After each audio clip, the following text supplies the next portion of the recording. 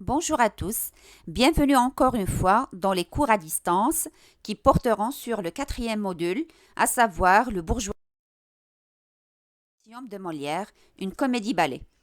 Je vous propose aujourd'hui une activité de production écrite dont l'objectif est d'écrire un monologue de théâtre.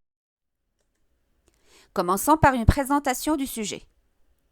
En une quinzaine de lignes, rédigez le monologue de Dorimène en proie à un très fort choc après les insinuations de Madame Jourdain dans la scène 2 de l'acte 4. Faites en sorte que vous respectez le comique de la pièce. Alors nous avons deux éléments dans ce sujet qu'on va analyser par la suite. Premièrement, c'est l'objet de cette leçon-là, c'est d'écrire ou bien de rédiger un monologue. Le monologue de quel personnage? De la marquise Dorimène. Pourquoi ce monologue? Pour exprimer son choc après les insinuations et les reproches de Madame Jourdain dans la scène 2 de l'acte 4 que nous avons étudié ensemble. Deuxième volet de ce sujet, faites en sorte que vous respectez le comique de la pièce. Alors parce que c'est une pièce qui est comique, donc on doit utiliser les procédés du comique que nous avons déjà vus ensemble. Alors commençons d'abord par définir ce que c'est le monologue. Qu'est-ce qu'un monologue? Nous allons voir d'abord un exemple. Le monologue d'Harpagon dans l'Avare de Molière, l'acte 4, la scène 7, qui porte sur la cassette. Alors l'Avare, c'est une autre pièce de Molière, du même auteur. Et là, la cassette signifie un coffre.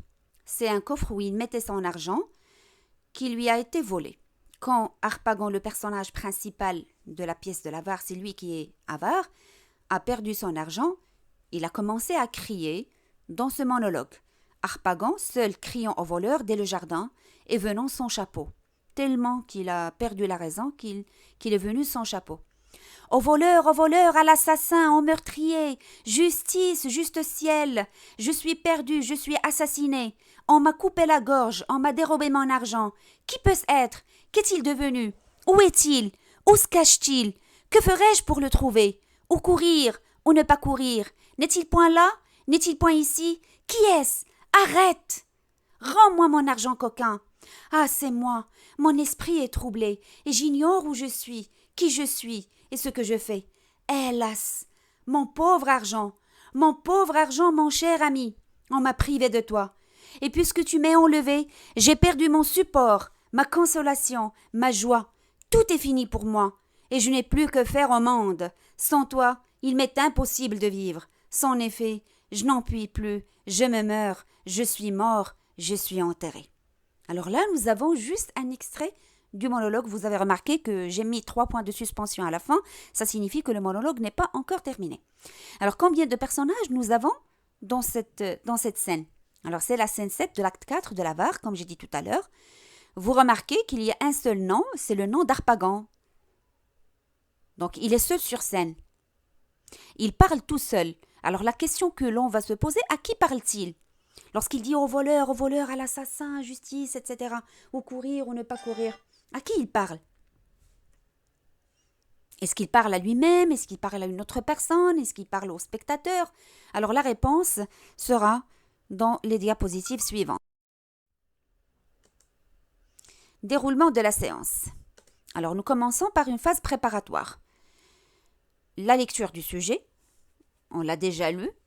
Qu'est-ce qu'un monologue théâtral? Alors l'explication, c'est ce que j'ai commencé tout à l'heure. Au théâtre, un monologue est une scène où un acteur est seul ou se croit seul et parle pour lui-même à haute voix pour être entendu des spectateurs. Donc là, il y a une sorte de double énonciation. Il parle à lui-même et en même temps, il parle au spectateur ou bien au spectateur. Le monologue intérieur est un discours à la première personne dans lequel un personnage pense tout haut. Alors ce sont des pensées qu'il livre au spectateur à haute voix. Il parle à lui-même, mais à haute voix, de façon à ce qu'il soit entendu par les spectateurs. C'est en quelque sorte une longue tirade. C'est une vraie tirade, mais là, la spécificité du monologue, c'est qu'il n'y a personne avec lui sur scène. Il est le seul qui est sur scène, d'où l'appellation mono. Mono signifie un. On va faire un bref résumé de la scène que nous avons étudiée en lecture, la deuxième scène de l'acte 4. On récapitule les insinuations de Madame Jourdain qui sont à l'origine du choc de Dorimène. Lorsque Madame Jourdain est entrée à l'improviste, elle a trouvé que son mari faisait et offrait un festin à la marquise Dorimène en son absence. Dorimène est une femme qui est frivole, qui est malhonnête, qui est voleuse d'hommes, selon bien sûr Madame Jourdain. Elle lui dit qu'elle est venue pour faire une dissension dans son ménage, etc. Et elle cherche à ce que M. Jourdain soit amoureux d'elle. Que peut dire Dorimène choquée face aux propos de la bourgeoise? Qu'est-ce qu'elle pourrait dire? Alors je vous laisse vous arrêter la vidéo et commencer à émettre ou bien à formuler des phrases que va prononcer la marquise Dorimène à propos de Madame Jourdain. Qu'est-ce qu'elle va dire après? Exemple de phrase. C'est affreux, c'est inadmissible. Parce qu'imaginez, c'est une femme qui est noble. Elle vient d'être traitée de voleuse d'hommes. Qu'elle cherche peut-être à être aimée par M. Jourdain. C'est inacceptable pour elle. Comment, moi, la marquise Dorimène, traitée de la sorte? Alors remarquez ici quel type de phrase peut-on utiliser. C'est affreux, c'est inadmissible. Ce sont des phrases qui sont exclamatives. Dans le deuxième exemple, comment la marquise Dorimène traitée de la sorte? C'est une phrase du type interrogatif. Donc, on peut utiliser des phrases qui sont exclamatives ou des phrases qui sont interrogatives. Moi qui suis recherchée par les hommes, moi je cours après le mari de cette chose. Alors, elle, c'est une femme qui est très recherchée par les hommes. Prenons l'exemple du comte d'Orantes et même de M. Jourdain. Elle est courtisée par les deux.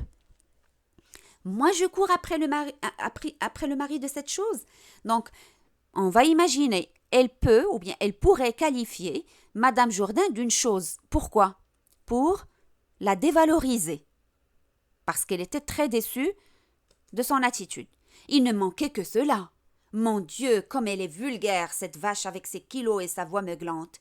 Alors là, nous avons remarqué, si vous avez déjà vu la vidéo de la pièce, on représente le personnage qui incarne Madame Jourdain. C'est une personne qui est grosse. Une personne qui est grosse. Donc, elle l'avait traitée, par exemple, de vache avec ses kilos et sa voix meuglante. C'est comme si le son qu'elle aimait est le son de la vache, c'est-à-dire meuglé. Comment elle a osé s'adresser à moi de la sorte et me manquer ainsi de respect? Alors, c'est une question, bien sûr, qui n'a pas de réponse, mais elle exprime son étonnement. Comment elle a osé s'adresser à moi de cette manière, de cette façon, dans laquelle elle m'a manqué de respect? Catastrophe! Petite bourgeoise lécheuse d'assiettes. Elle va commencer à utiliser ce qu'on appelle le comique de mots.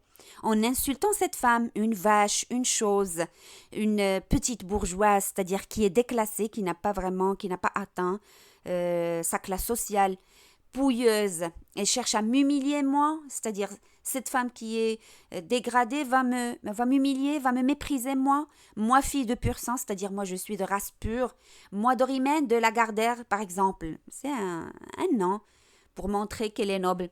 Nièce d'un personnage, secrétaire du roi, honte pour elle, malheureuse. Donc moi qui suis vraiment d'une haute classe, je suis traitée de cette manière. Alors ce sont des phrases qui pourraient être utilisées dans le monologue de Dorimène. Alors récapitulons maintenant quels sont les procédés qui sont employés pour rédiger un monologue, comme le monologue d'Harpagon, au voleur, ou courir, ou ne pas courir. Donc il y a des phrases qui sont interrogatives, ou bien des phrases exclamatives, et, c'est pas toujours ou bien, mais et, on peut utiliser les deux à la fois, des phrases qui sont nominales, par exemple, au voleur, des apostrophes dans lesquelles on utilise, par exemple, c'est comme une manière d'interpeller une personne, surtout en l'humiliant, en utilisant des termes qui sont péjoratifs, comme les exemples que nous avons vus tout à l'heure pour désigner Madame Jourdain. ou bien des figures de style. Alors prenons l'exemple de l'hyperbole, une exagération, on exagère en quelque sorte. Vous pouvez utiliser des métaphores, des comparaisons, n'importe quelle figure de style qui peut exprimer le sens visé du sujet, etc. Alors voilà les procédés qu'on pourrait employer dans un monologue. Proposition de plan. Alors quel est le plan qu'on va adopter? Alors premièrement, on va commencer par une introduction. Alors, c'est une phrase d'accroche. On va essayer d'accrocher le lecteur de façon à ce qu'il soit attiré par le contenu du monologue. Elle doit pouvoir saisir l'attention du public dès la première phrase. Vous devez accrocher les spectateurs pour qu'ils écoutent le personnage pendant toute la durée du monologue. Il ne faut pas écouter juste le début, il faut continuer jusqu'à la fin. Donc on commence par cette phrase introductrice et la deuxième étape, c'est la partie la plus intéressante, il s'agit du développement. Le monologue doit être à son apogée au milieu du discours. Alors là, il faut vraiment utiliser les bonnes expressions qui servent à réaliser l'objectif qu'on veut atteindre. Construisez-le de façon à ce qu'il atteigne une intensité maximum avant de retomber. Aidez-vous du corpus dégagé, voire deuxième tableau. Alors le tableau que nous avons fait ensemble et que vous pouvez bien sûr, dans lequel vous pouvez utiliser aussi vos propres expressions selon votre créativité et votre imagination. Alors servez-vous de ça pour faire un véritable monologue. Et n'oubliez pas aussi de réviser le monologue d'Harpagon. Et finalement, une conclusion ou bien une fin. La fin du monologue doit vous permettre de relancer les dialogues et les intrigues de la pièce. Alors, vous donner une fin, c'est pas comme une fin pour une chute, c'est-à-dire ou bien pour la situation finale. C'est comme si c'est une fin qui va relancer encore une fois d'autres dialogues et d'autres intrigues dans la pièce. C'est pas comme à la fin de la pièce. Alors voilà pour le plan. Donc une introduction, un développement et une conclusion.